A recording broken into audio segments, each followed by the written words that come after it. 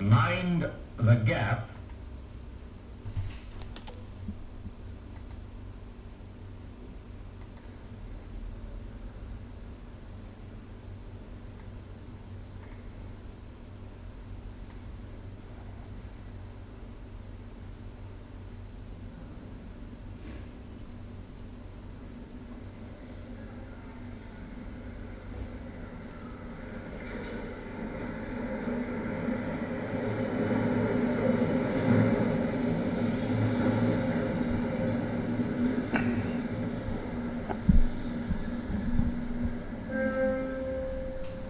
Mind the gap.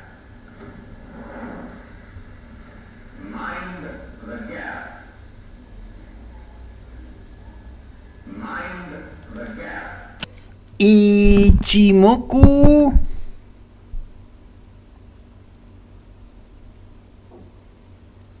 Fibonacci.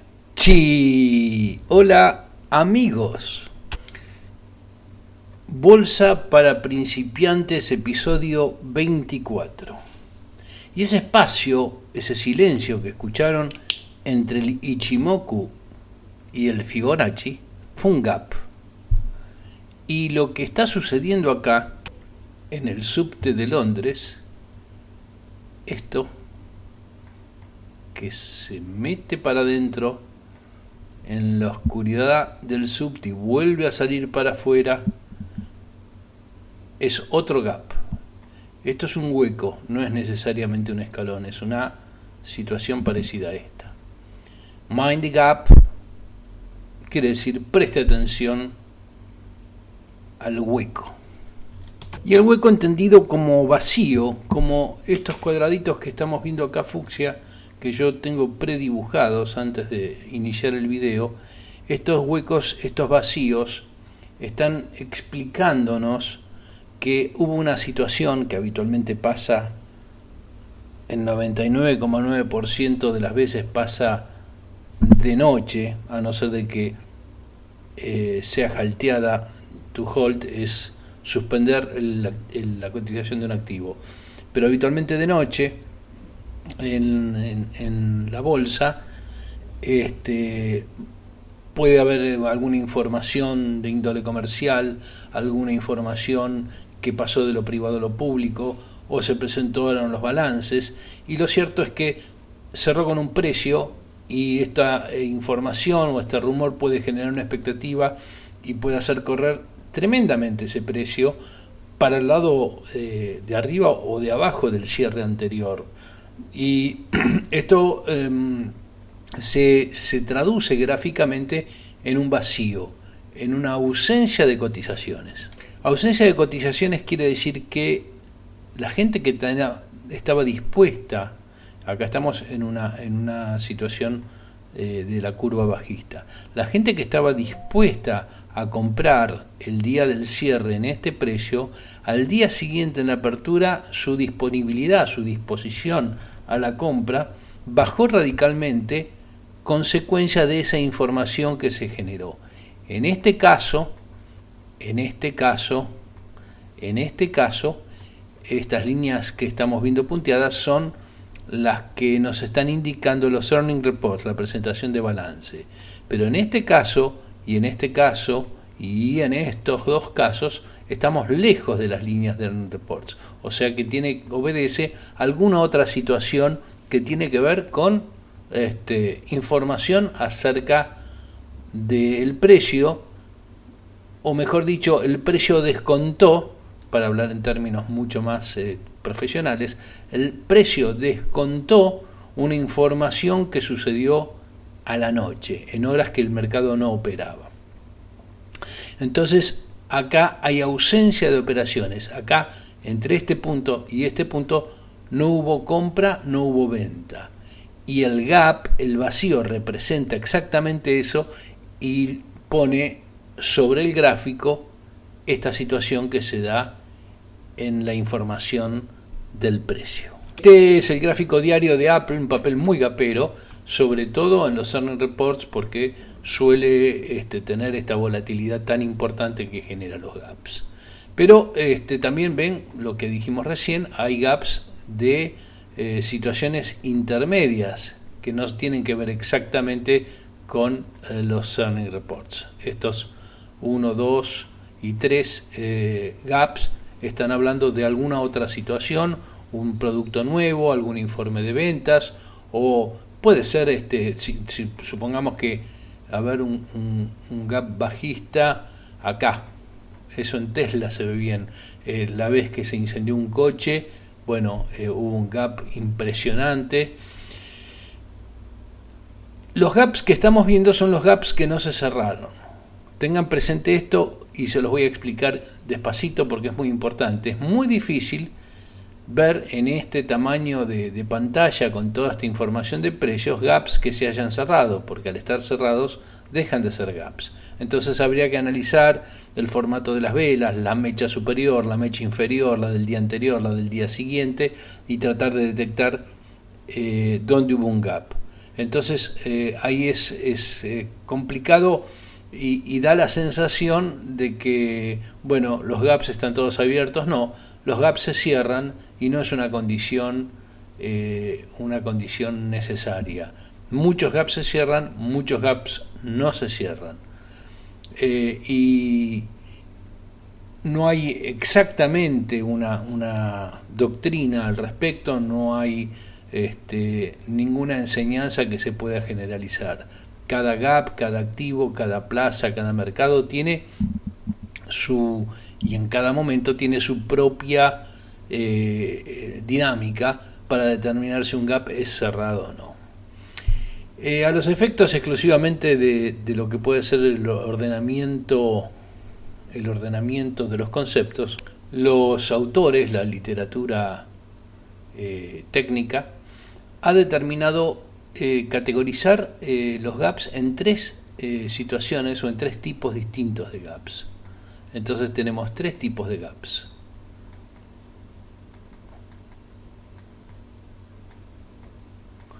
Por un lado tenemos los gaps de escape, también conocidos como breakaway, gap de escape. Los gaps intermedios o de continuación. Y los gaps finales o de continuación, o gaps finales, que son los gaps de agotamiento.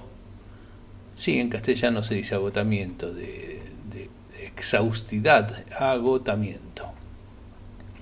Y los gaps de escape se dan al comienzo, los gaps de continuación se dan en el medio y los gaps de agotamiento se dan al final de la tendencia, que puede ser alcista o bajista. Entonces tendríamos, por ejemplo, una salida, un gap, un vacío de escape, el precio sigue subiendo, un gap de continuación, el precio sigue subiendo, un gap de debilidad o agotamiento, el precio sube un poquito más y empieza a caer. En la caída se puede producir un gap de escape, nuevamente, de impulso, de empuje, un gap de continuación y un gap de debilitamiento. Se terminó la baja, prontito por la salida y volvemos a nuestro ciclo. Estos tres gaps que estuvimos marcando acá, estos tres tipos de gaps, se dan entonces tanto a la suba como a la baja, y el que inicia es el que impulsa, el que termina es el de agotamiento, y es válido tanto para la suba como para esta situación de baja. Debemos entonces, por un lado, señalar lo que les estaba diciendo: los gaps cerrados no son reconocibles con mucha facilidad en un gráfico. Voy a borrar esto. Y los gaps ofician muchas veces de soportes de soporte o de resistencia del precio. ¿Ok? Entonces, remitirse a los gaps muchas veces nos permite tomar alguna decisión que tiene que ver con la espera de que, bueno, se arrime, de que lo cierre, de que no lo cierre, en fin. Estos gaps ofician entonces depende del precio esté arriba o abajo, de soportes y resistencias para las cotizaciones. Hay mucho material en YouTube acerca de cómo operar los gaps, pero lo que tienen que ustedes que saber, ustedes inversores de la bolsa argentina, es que acá tenemos muy poquitos papeles. En Estados Unidos tienen más de 6.000 papeles, con una fuerte preponderancia de papeles que tienen que ver con las industrias más de punta, que son básicamente la biofarma, la biotecnología, la tecnología en general, la farmacéutica, y todas aquellas que están tras el permanente descubrimiento y patentes de invenciones. Estas situaciones ofrecen un calificativo del producto que justamente produce enorme cantidad de gaps.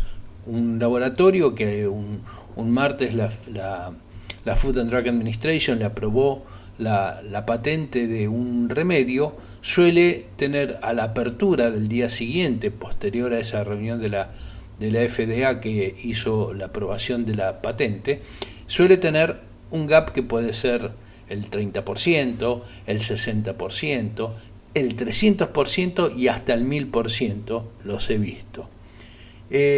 Eso acá no pasa. Yo jamás he visto acá un gap que sea distinto al de premiar un balance bueno o castigar un balance malo. Pero entonces no confundan cuando ustedes vean en YouTube los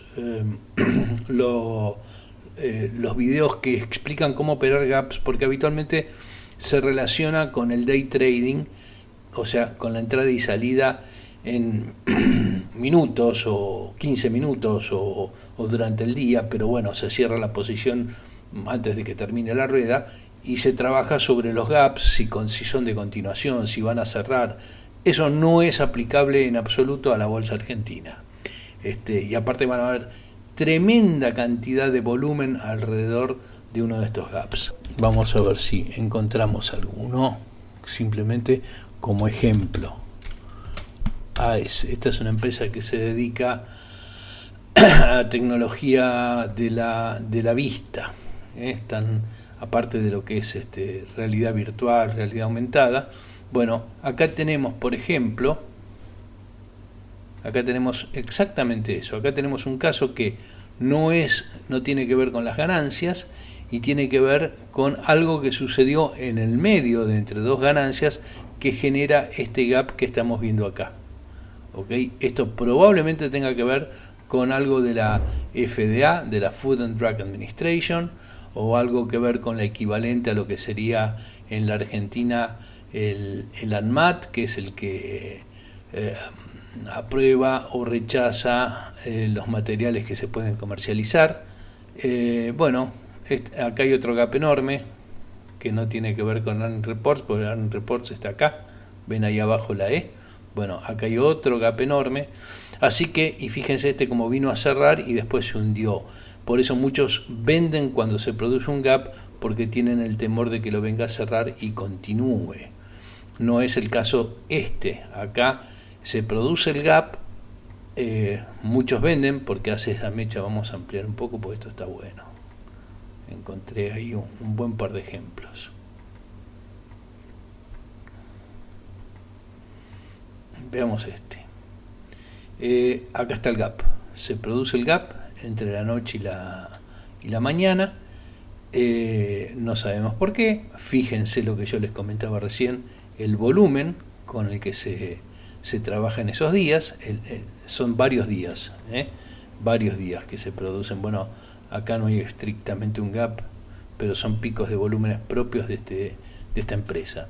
Entonces se produce esta mecha enorme. Esto quiere decir que el máximo en algún momento no fue soportado, se cayó, y ahí empieza a haber venta porque la gente teme que esto directamente venga hacia acá abajo a cerrar el gap, y no sucedió eso. El gap se mantuvo abierto por bastante tiempo, por lo menos hasta acá, y acá recién empezó a caer. Quiere decir que acá tenemos aproximadamente 15 días que este gap no se cerró. Está claro que para cerrar un gap no hace falta que el precio caiga el día siguiente y genere el cierre como si fuese que viene a cerrar esta puertita inmediatamente. No, cualquier caída que el papel tenga en cualquier lapso y que sea que abarque esta distancia, este espacio, este hueco, entonces decimos cerró el gap. Y a veces la gente está esperando, por eso decimos que es un soporte, la gente está esperando el punto de cierre para después comprar, porque se supone que debería salir para arriba. Cumplió su cometido el precio, vino a cerrar el gap y sale para arriba. No fue este caso, no fue eso lo que sucedió. En cambio, en este otro caso, la misma compañía, en una situación similar porque no tenemos balance, se produce alguna situación. Acá tenemos el vacío, enorme vacío que se produce, y en el mismo momento, al día siguiente, cae el precio, cierra el gap y continúa cayendo el precio. Con lo cual les quiero decir, no hay una lógica, no hay una forma de recomendar la operación de gaps. Sí es bueno tenerlos presentes, sí es bueno saber si lo está manteniendo o no. A la larga es muy probable que lo vaya a cerrar, pero el muy probable no estoy diciendo 73,5% de los casos se cierra o no. Depende de la industria, depende de la cuestión sistémica, depende cómo están los índices, cuál es el sentimiento de mercado, etcétera, etcétera. Les mencioné entonces la existencia de estos tres tipos de gaps, de escape y de agotamiento y de continuación. Ahora les voy a mostrar acá una formación muy clásica que lo que está anunciando, sabemos que cuando hay agotamiento, lo que está preanunciando es un cambio de tendencia. Y cuando hay escape, está preanunciando un comienzo de fuerte tendencia. Esto sería un gap de, como dijimos, de escape, y este de agotamiento, y sabemos que días después del agotamiento, que también se puede dibujar al revés, tenemos acá el gap, continúa unos días más, y acá ya está terminada la tendencia, acá ya nadie quiere vender a estos precios, y si hay voluntad de compra, se da vuelta, y si fue muy fuerte el volumen para este cambio de tendencia, es muy probable que acá se forme un nuevo gap que se llama gap de escape, gap de salida. Entonces, básicamente lo que tendríamos es una situación de... A ver, vamos a ponerlo un poquito en colores esto. Una situación de... ¿Qué pasó? Ahí está. Vamos a considerar estos dos gaps. Y lo que tenemos entonces es lo siguiente. Perdónenme. Esto es acá y esto es acá. Una tendencia bajista, un gap de debilitamiento, continúa un poquito más, queda un par de velas, un par de días, y acá aparece una barra de volumen muy importante que está indicando basta de baja, está agotada, este fue el indicador, es momento de salir. Sale con fuerza el papel, a la noche siguiente se produce este vacío y el papel sale escapado hacia arriba. Esto es el gap de escape, este es el gap de agotamiento, y esto quedó como desprendido de la continuidad gráfica de la acción. ¿Ok? Tenemos el gap y acá es como que esto no forma parte del continente, esto es como una suerte de isla, y justamente a esto se la llama isla de reversión. Acá tenemos la continuación de tendencia. Hace muy poquito, no importa pues estos videos son siempre temporales, pero hace muy poquito sucedió con este activo que vamos a ver ahora, que es el el CDR, perdón, el ADR de Vale, la empresa minera brasilera cotizando en el mercado de Nueva York. Acá lo que tenemos es un cierre, tenemos una tendencia que se está agotando, una pequeña caída, y acá tenemos un gap. No es exactamente un gap de debilitamiento porque venía de una tendencia muy pequeña, pero es un gap. Y se produce al día siguiente el gap, esta fuerte caída donde ningún comprador quiere convalidar el precio del día anterior y ofrece mucho menos, eso mucho menos porcentualmente es la altura del gap. Y después tenemos 1, 2, 3, 4, 5 velas, estas 5 velas que constituyen, y lo vamos a saber recién a los 2 o 3 días, no ese mismo día, porque esto podría perfectamente seguir para abajo e iniciarse, esta es una trampita, e iniciarse un gap de fuerte debilitamiento, pero no, al día siguiente alguna noticia hace crecer el volumen, este es el volumen de ese día, y se produce este gap que va a ser el gap de escape, y esto se llama isla de reversión. Lo ideal es que las islas de reversión son más fáciles de detectar en los cambios de tendencia. Este no es, como les dije recién, estrictísimamente un cambio de tendencia, pero las islas de reversión son más fáciles de detectar cuando el papel tiene un fuerte cambio de tendencia. Acá podría haber otra isla de reversión y el papel salir para arriba. Así que la isla de reversión se produce tanto en altos, en los máximos, en los máximos cuando cambia la tendencia hacia abajo, como en la zona de mínimos cuando cambia hacia arriba. Y es válido para cualquier time frame. En este horario está trabajando, pues se movía todo, digo, claro, esto es lo que está pasando con Vale en este momento. Bueno, acá tenemos esta situación, es interesante. Esto es en este momento, si yo corro esto, quizás se mueve el precio, que está a 11.44 en este momento. Abrió con muchísima expectativa, hizo este enorme gap y ahora empezó a bajar la cotización. Acá hay un feriado en el medio, de todos modos, vamos a ver qué sucede y estamos cerca de earnings reports. Una situación bastante particular. Bueno, este es el último caso que vamos a estudiar, que es el de Grimaldi, que es bien reciente, es de estos días también, pero es este es un gap cerrado, pero como sucedió hace muy poquito, lo tenemos todos presentes y es interesante su estudio. Vamos a tratar de emular lo que tenemos acá. Tenemos esta gran vela verde, que sería esta, y tenemos, a ver si queda claro para todos, que el papel al día siguiente de esa vela verde abrió ahí arriba. Me estoy refiriendo a este punto, ¿ok? Así que tenemos la apertura del papel, vamos a dibujarlo en blanco porque no sabemos cómo es, ahí arriba, ¿no? Esto debería ser, discúlpenme, vamos a ir un poquito despacito. Ahí tenemos la apertura del papel. E inmediatamente tuvo un gran desarrollo, llegó hasta acá, dejó esa mecha superior y después empezó a caer.